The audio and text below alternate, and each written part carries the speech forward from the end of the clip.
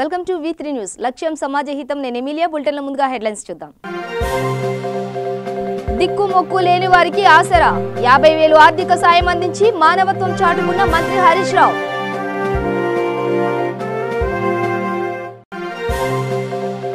జాతీయ మానవ హక్కుల సంఘంను కలిసిన దిశ కుటుంబ సభ్యులు. దిశ ఘటనపై పోలీసులు వ్యవహరించిన తీరును పూర్తి వివరాలు సేకరణ. అరకు చాపరాయి జలపాతంలో పర్యవేక్షణ లోపం. స్థానిక సిబ్బంది పర్యవేక్షణ లోపంతో భవానీ భక్తుడు నరేష్ మృతి.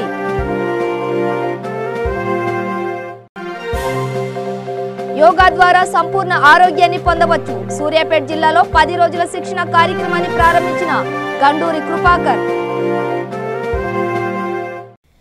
డీటెయిల్స్ చూస్తే సిద్దిపేట జిల్లా దుబ్బాక మండల కేంద్రంలో తుమ్మ చంద్రమౌళి శ్యామల కుటుంబానికి మంత్రి హరీష్ రావు 50,000 రూపాయలు ఆర్థిక సాయం అందజేశారు. తుమ్మ చంద్రమౌళి శ్యామల 3 పిల్లలు, అందులో ఒక అమ్మాయికి వివాహం జరిగింది.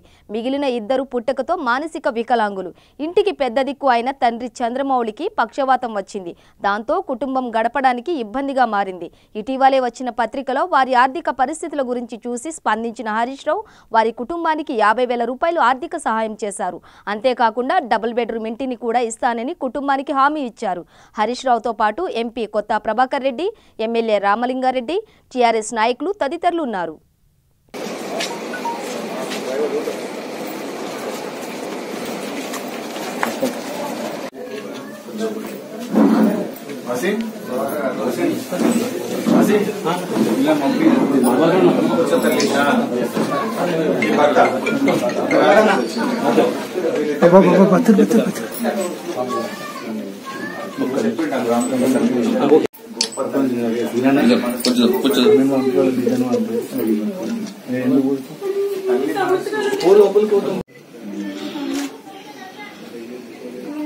మాట్లాడుకుంటే చదివేది అని మాట్లాడుతున్నాడు. పని లేదు. ఓటంటే ఓటేస్తుంది.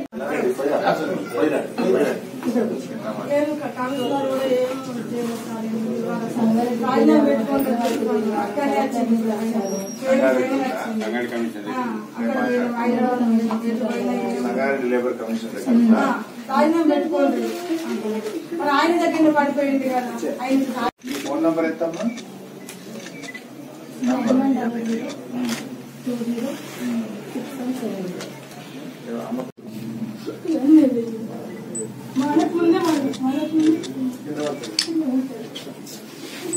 జాతీయ మానవ హక్కుల సంఘం ప్రతినిధుల పిలుపు మేరకు తెలంగాణ పోలీస్ అకాడమీకి దిశ కుటుంబ సభ్యులు వెళ్లారు. దిశ తల్లికి అనారోగ్యంగా ఉండడంతో దిశ తండ్రి చెల్లెలతో మానవ హక్కుల సంఘం అధికారులు మాట్లాడారు. విచారణలో భాగంగా దిశ తప్పిపోయిన తర్వాత పోలీసులు స్పందించిన తీరు, దిశ తల్లిదండ్రుల వాగ్మూలాన్ని జాతీయ మానవ హక్కుల సంఘం అధికారులను అడిగి తెలుసుకున్నారు. దిశ ఘటనపై పోలీసులు వ్యవహరించిన తీరుపై పూర్తి వివరాలు జాతీయ మానవ హక్కుల సంఘం సేకరించారు. అనంతరం దిశ తండ్రి మాట్లాడుతూ జాతీయ మానవ హక్కుల సంఘం నేతలు మాకు న్యాయం చేస్తామని హామీ ఇచ్చారని, దిశ చనిపోయిన తర్వాత వారం రోజులకు కూడా మానవ హక్కుల సంఘం ప్రతినిధులు తమను కలవలేదని, నిందితులను ఎన్కౌంటర్ చేయగానే విచారణ పేరుతో తమని పిలవడం జరిగిందని, దిశ దినకర్మ రోజున విచారణ పేరుతో తమని పిలవడం చాలా బాధాకరమని, బాధిత కుటుంబం తరపున నిజాలు చెప్పడానికి అధికారులను కలిశామని ఆయన తెలిపారు. పోలీసుల గురించి అడగలే, ఏం అడగలే. మీకు ఏం ప్రాబ్లం వచ్చింది, ఎట్లా జరిగింది, మీ పాప ఎక్కడ పోయినది, జాబ్ నుంచి ఎట్లా ఎప్పుడు వచ్చింది, ఎట్లా జరిగింది, అదే అడిగిండ్రు వాళ్ళు. అంటే ఓవైపు మీరు మీ పాపది దశదిన కర్మ ఇస్తున్నారు, ఇప్పుడు మిమ్మల్ని విచారణ పిలిచారు, దీని పట్ల మీరు ఎట్లా ఉన్నారు? అదే మేము అడిగినాం సార్, మాది కూడా హ్యూమన్ రైట్స్ కిందకే వస్తుంది కదా, మళ్ళీ మీరు కూడా రావాలి కదా, అదంటే సరే దాన్ని పరిశీలన చేస్తాము, అది కూడా కరెక్టే, మీరు అని చెప్పింది కూడా కరెక్ట్ అని అన్నారు. అంతే. వాళ్ళు కంప్లైంట్ ఇచ్చింది ఏం లేదు సార్, వాళ్ళు ఇట్లా జరిగింది సంఘటన, ఏం కథ అది అదే అడిగిండ్రు వాళ్ళు, వేరే ఏం అడగలే మమ్మల్ని. ఏ కాంట్రవర్షియల్ క్వశ్చన్లు అడగలే, వాళ్ళు ఏం అడగలే, పోలీస్ వాళ్ళు రెస్పాండ్ కాలేదు, అవన్నీ ఏం అడగలేదు సార్ వాళ్ళకి. మీరు ఎప్పుడు ఎన్ని గంటలకు పోయినరు, ఎన్ని గంటలకు రిపోర్ట్ ఇచ్చిండ్రు, ఆడ ఏమేమి జరిగింది అదే అడిగిండ్రు. ఎన్కౌంటర్ విషయం ఏం అడగలే వాళ్ళు. అంటే నిందితులకు సపోర్ట్ చేస్తున్నారు మేము అవన్నీ నిందులకు సపోర్ట్ చేయడానికి అది ప్రొసీజర్స్ కరెక్ట్ ఫాలో అయినరా లేదని సున్నీకి వచ్చినాం మేము, అంతేగాని వేరే కాంట్రవర్షియల్ క్వశ్చన్లు ఏం అడగలే వాళ్ళు. మీకు ఏమైనా సమస్యలు ఉంటే మాకు రాతపూర్వకంగా ఏమన్నారు అంతే. మళ్ళీ అంటే ఎంతమందిని విచారించారండి మీతో పాటు ఇంకెవరైనా? లేదు, మా మిత్రులు, మా బంధువులు, మిత్రులు అందరూ పోయింటివి. అందరి ద్వారా వాళ్ళ సమస్యలు ఇట్లా బాధితులకు తొందర న్యాయం జరగాలని అందరూ అడిగిండ్రు. సరే, అది మేము దాని గురించి మేము కమిషన్కి వివరిస్తామని చెప్పిండ్రు. రిటర్న్ మళ్ళీ రాసేయమని చెప్పారండి. మీకు ఏమైనా సమస్యలు ఉంటే రాసేమని చెప్పిండ్రు. అంటే మళ్ళీ ఏమైనా విచారణ పిలుస్తున్నారా? మళ్ళీ ఏం చెప్పలే, మళ్ళీ విచారణ ఇట్లా ఏం చెప్పలే. మీరంతా ఒకటే దగ్గర ఉన్నారు, అప్పుడు విడివిడిగా ఏం లేదు, అందరూ ఒక్కడే తన కూర్చోబెట్టి మాట్లాడింది వాళ్ళు. వీళ్ళందరినీ ఒకటే తన కూర్చోబెట్టి మా సమస్యలు శ్రద్ధగా విన్నారు వాళ్ళు. అంతే, ఏం లేదు. Thank you. ఇన్సిడెంట్ గురించి ఎలా జరిగింది దాని గురించి అడిగారు అంతే, ఇంకా ఎక్కువ ఏం అడగలేదు. ఇన్సిడెంట్ ఎలా జరిగింది దాని గురించి అడిగారు. ఎన్కౌంటర్ గురించి అసలు ఏమీ అడగలేదు. జస్ట్ ఇన్సిడెంట్ జరిగిన దాని గురించి అడిగారు వాళ్ళు. దాని గురించే చెప్పాము. సో మీ సిస్టర్ కంప్లైంట్ ఇచ్చిన రోజు, మీరు మీ సిస్టర్ నుంచి కంప్లైంట్ ఇచ్చిన రోజు ఆ విషయం ఏమేమి అడిగారు? అదే ఎలా జరిగింది, మీరు పోలీస్ స్టేషన్కి వెళ్ళిన తర్వాత ఏం జరిగింది, అసలు యాక్చువల్గా రోజు ఏం జరిగింది అన్న ఇన్సిడెంట్ గురించి అడిగారు. సో ఎట్లా పోలీసులు రెస్పాండ్ కాలేదనే విషయం ఏమైనా చెప్పారు? అంటే ఏం జరిగిందో అదే చెప్పాను. జస్ట్ ఇలా వెళ్ళి సీసీటీవీ ఫుటేజ్ చెక్ చేయడము, ఆ తర్వాత మళ్ళీ కంప్లైంట్ ఫైల్ చేయడము, దాని గురించే చెప్పాను. అంటే మీ పట్ల పోలీసుల పట్ల అలా ఏం అడగలేదండి, జస్ట్ ఇన్సిడెంట్ గురించి అడిగారు, దాని గురించి చెప్పాము. సో ఎట్లా మీకు వాళ్ళ మీద కాన్ఫిడెన్స్ అనిపిస్తుంది? అంటే నిందితులకు సపోర్ట్ చేస్తున్నారు హెచ్ఆర్సీ వాళ్ళు అన్నారు. సో మీ వాళ్ళు అడిగిన క్వశ్చన్స్ మీకు ఎట్లా అనిపించింది? అంటే వాళ్ళు అయితే జస్ట్ వాళ్ళు చెప్పిన దాని ప్రకారం వాళ్ళు నిందితుల్ని సపోర్ట్ చేయడానికి అలా కాదు, జస్ట్ జరిగిన ప్రొసీజర్లో అంటే ప్రాపర్గానే ప్రొసీజర్ జరిగిందా లేదా అని తెలుసుకోవడానికి ఫ్యాక్ట్ ఫైండింగ్ కోసం వచ్చారు. వాళ్ళు ఏమీ అగెయిన్స్ట్గా నిందితులకు సపోర్ట్ చేస్తున్నట్టు అలా కూడా ఏం అడగలేదు, జస్ట్ ఇన్సిడెంట్ గురించి మాత్రమే అడిగారు వాళ్ళు. మళ్ళీ ఏం పిలుస్తామని ఏం చెప్పలేదు. అందరూ మాతో పాటు వచ్చిన వాళ్ళందరూ కూడా ఒకేసారి అందరూ వచ్చి మాట్లాడారు. విజయనగరం జిల్లా మెరకముడిదం మండలం గర్భగ్రామానికి చెందిన 7 భవానీ భక్తులు అరకు విహారయాత్రకు వచ్చారు. సందర్శక ప్రాంతాల సందర్శనలో భాగంగా చాపరాయి జలపాతంకు వెళ్లిన భవానీ భక్తులకు దురదృష్టం వెంటాడింది. చాపరాయి జలపాతంకు సుమారు 2 కిలోమీటర్ల దూరంలోని జలపాతం వద్ద స్నానానికి దిగిన భవానీ భక్తుల్లో ఒకరైన నరేష్ అనే భక్తుడు ప్రమాదవశాత్తు నీట మునిగి మృతి చెందాడు. పోలీసులు మృతదేహాన్ని బయటకు వెలికి తీసి కేసు నమోదు చేసి దర్యాప్తు చేస్తున్నారు.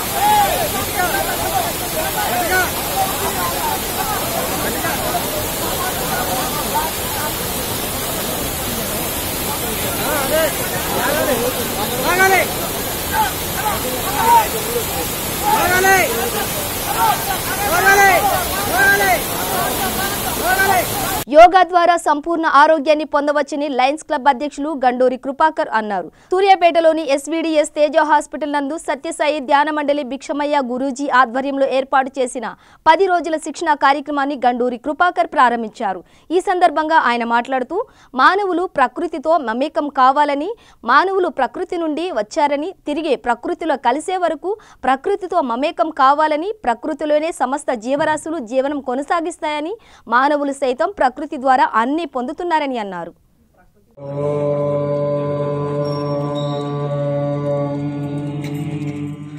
ఓం గణానాం త్వా గణపతిగం భవామహే కవిం కవీనా ఉపమశ్రవస్తవం జ్యేష్ఠరాజం బ్రహ్మణాం బ్రహ్మణస్వత ఆనం శృణ్వన్ నోతి విశ్వేదసాదనం ప్రణో దేవి సరస్వతి వాదేవిర్వాణ దేవతే.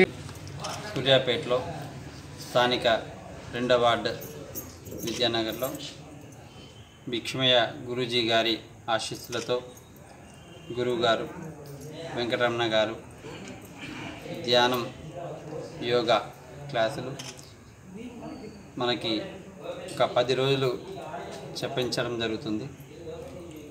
ఈనాటి యొక్క మానవ స్థితిలు చాలా ఇబ్బందికరంగా ఉన్నాయి. వారు 24 గంటలు సమయాన్ని ఆరోగ్యానికి వెచ్చించేది చాలా తక్కువ. ఏదన్నా సమస్యలు వస్తే ట్యాబ్లెట్స్ వాడడం, ఇలాంటి డాక్టర్స్ దగ్గరికి వెళ్తురు. కానీ అసలు ఆరోగ్య సమస్యలు రాకుండా చూసుకునేందుకు ఈ యోగా అనేది ఉపయోగపడుతుంది. ఇలాంటి యోగా క్లాసులు ప్రతి ఒక్కరూ సద్వినియోగం చేసుకోవాలి. వారి యొక్క ఆరోగ్యాన్ని పరిరక్షించుకోవాలి. నేను మొదటగా భిక్షమయ్య గురూజీ గారికి నేను నా యొక్క శుభాకాంక్షలు తెలియజేస్తున్నాను. ఎందుకంటే సూర్యాపేటలో 48 వార్డులు ఉన్నాయి. మన 2వ వార్డుని ఎంచుకొని వారు మా దగ్గర చేస్తా అన్నందుకు చాలా సంతోషంగా అనిపించింది. ఎందుకంటే 2వ వార్డులోనే కాదు, సూర్యాపేటలో నివసించే ప్రతి ఒక్క ప్రజల ఆరోగ్యాన్ని కాపాడుకోవాలనే ఉద్దేశంతో ఈ యొక్క తరగతులను మేము ఇక్కడ చేయించడం జరుగుతుంది.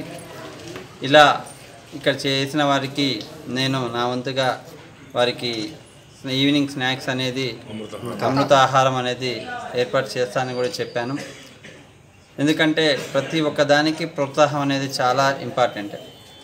ఇలా ఈ యొక్క క్లాస్ తరగతులను ఇక్కడ ప్రారంభిస్తున్నామంటే దీనికి మాకు సహకరించినటువంటి మా స్నేహితుడు వెంకన్న గారికి, అలాగే మా లయన్స్ క్లబ్ సభ్యులు కోటారి సుధాకర్ గారికి, నూకల వెంకరెడ్డి గారికి, రామాచారి గారికి, సుదర్శన్ గారికి, రమాదేవి మేడంకి, అర్ణజ్యోతి గారికి మరియు మధు గురూజీ గారికి, మిగతా పత్రికా విలేకరులందరికీ, ఇక్కడికి వచ్చేసినటువంటి ఈ శిక్షణ తరగతిలో పాల్గొన్న ప్రతి ఒక్కరికి నా శుభాకాంక్షలు తెలియజేస్తూ ఈ అవకాశాన్ని ఇచ్చినటువంటి పెద్దలందరికీ కృతజ్ఞతలు తెలియజేస్తాను. ఎక్కడైనా ముఖ్యమంత్రి, మంత్రులు ప్రజాబాటలకు వెళ్తుంటారు. ఒక్కోసారి ప్రతిపక్షాలు పాదయాత్రలు చేస్తుంటాయి.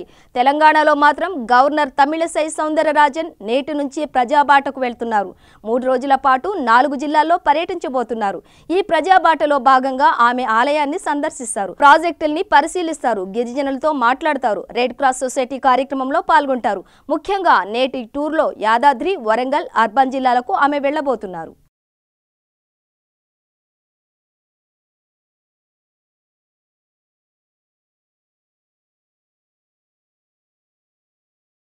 యాదాద్రి భువనగిరి జిల్లా చోటుపల్ మండల్ పంతంగి గ్రామంలో హరిహరపుత్ర అయ్యప్ప స్వామి గుడికి విగ్రహాలు ఇప్పిస్తానని శ్రీ శ్రీ సత్యప్రియ గురుస్వామి హామీ ఇచ్చారు.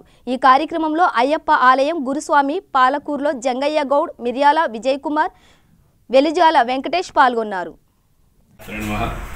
స్వామి శరణం. ఈరోజు ఇక్కడ ఈ పంతంగి ఈ అయ్యప్ప స్వామి దేవాలయం నిర్మించడానికి ఇక్కడ ఉన్న అయ్యప్పలంతా కూడా ఒక పెద్ద సామూహికంగా ఏర్పడి ఇక్కడ తొడి కట్టాలని పెద్ద సంకల్పం చేశారు. వారికి అయ్యప్ప స్వామి అంత మంచి సంకల్పం చేసినందుకు ఇప్పుడు కూడా వారు అయ్యప్ప ఎప్పుడు అనుకున్న వాళ్ళకి ఎప్పుడు కూడా అన్యాయం చేయడు. కనుక సంకల్ప బలం ఉంటే ఏదైనా సాధించడానికి మనకు ఆస్కారం ఉంటుంది.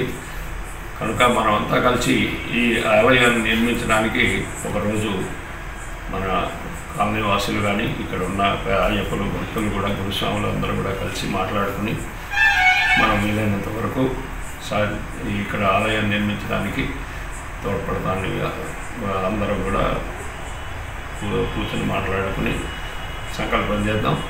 తర్వాత అయ్యప్ప అనుగ్రహంతో ఒక పెద్ద ఆలయం అవుతుందని చెప్పి నేను ఆశిస్తూ ఇక్కడ ఉన్న అయ్యప్పలకు కూడా మంచి కలగాలని కోరుకుంటూ స్వామి శరణం. అందరూ కూడా శుభ సంతోషం. నాగర్ కర్నూలు జిల్లా కొల్లాపూర్ వరదేలలోని దర్గా ఉత్సవాలు ఘనంగా నిర్వహించారు. దర్గా గంధోత్సవ కార్యక్రమంలో కొల్లాపూర్ మార్కెట్ కమిటీ మాజీ vice chairman Iqbal, CPI party నేత ఫయాజ్, జూపల్లి యువసేన అధ్యక్షుడు రహీం, ముస్లిం మత గురువులు, కొల్లాపూర్ పట్టణ ప్రజలు పాల్గొన్నారు.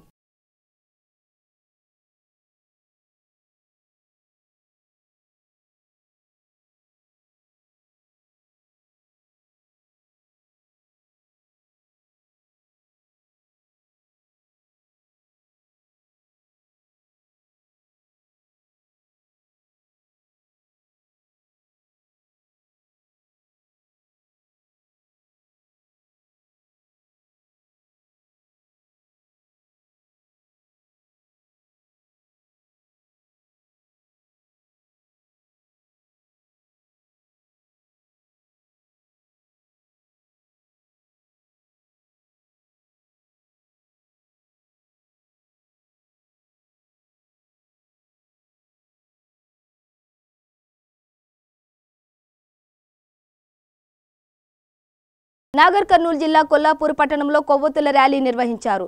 రత్న ప్రభాకర్ రెడ్డికి ఆత్మశాంతి కలగాలని స్థానిక ఎన్టీఆర్ విగ్రహం నుండి వీధుల గుండా కొవ్వొత్తి ర్యాలీ నిర్వహించడం జరిగింది.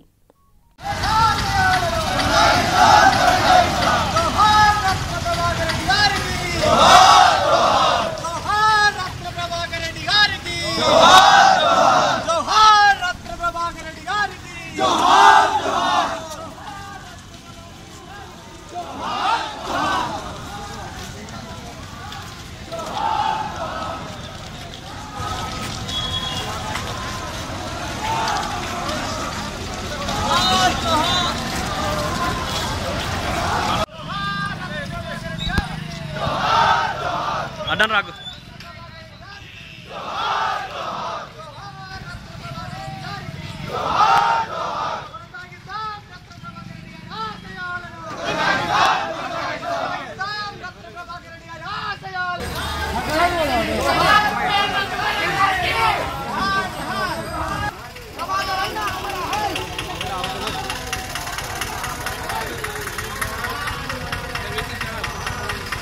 లెఫ్ట్ గా రా నువ్వు.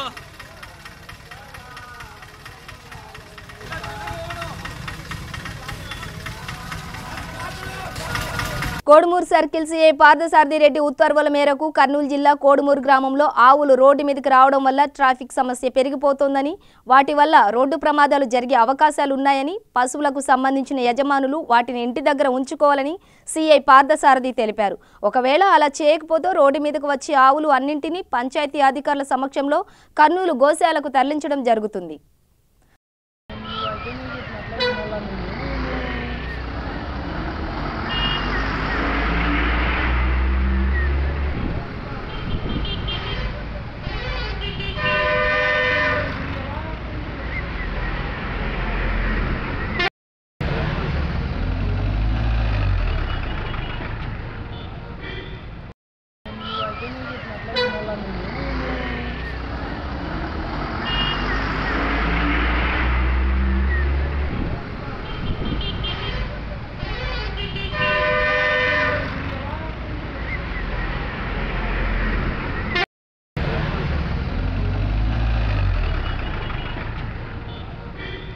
ఇప్పుడు గాని మీరు శబరిమలను చూస్తే అక్కడ ఆలయం కనిపించదు, అంతా భక్తులే. ఎటు చూసినా క్యూలు, రద్దీ దృశ్యాలే. ఉదయం 3 గంటలకు ఆలయం ఇలా తెరిచారో లేదో అలా భక్తులు పోటెత్తారు. స్వామియే శరణం అయ్యప్ప అంటూ స్వామిని కళ్ళారా చూసేందుకు పోటీ పడ్డారు. అంతే, ఆలయం మొత్తం రద్దీగా మారిపోయింది. ప్రస్తుతం స్వామి దర్శనానికి 6 గంటలు పడుతోంది. సోపానం దగ్గర ఫ్లైఓవర్, పవిత్ర మెట్లు, దిగువ తిరుమొత్తం, వలియానంద పండల్ ఇలా ఎక్కడ చూసినా భక్తులే నిండిపోయి కనిపిస్తున్నారు. రద్దీ ఎక్కువగానే ఉంది. మరిన్ని కౌంటర్లు తెరవాలని భక్తులు కోరుతున్నారు.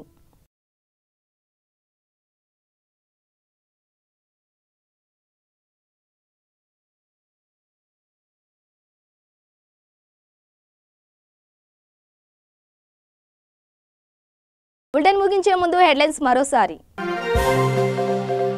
దిక్కు మొక్కు లేని వారికి ఆసరా, 50,000 ఆర్థిక సాయం అందించి మానవత్వం చాటుకున్న మంత్రి హరీష్ రావు.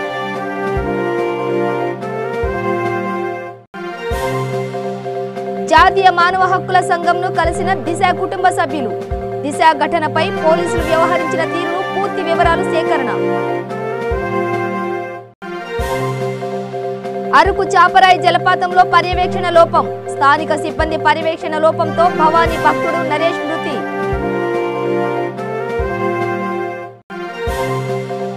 యోగా ద్వారా సంపూర్ణ ఆరోగ్యాన్ని పొందవచ్చు. సూర్యాపేట జిల్లాలో 10 రోజుల శిక్షణ కార్యక్రమాన్ని ప్రారంభించిన గండూరి కృపాకర్.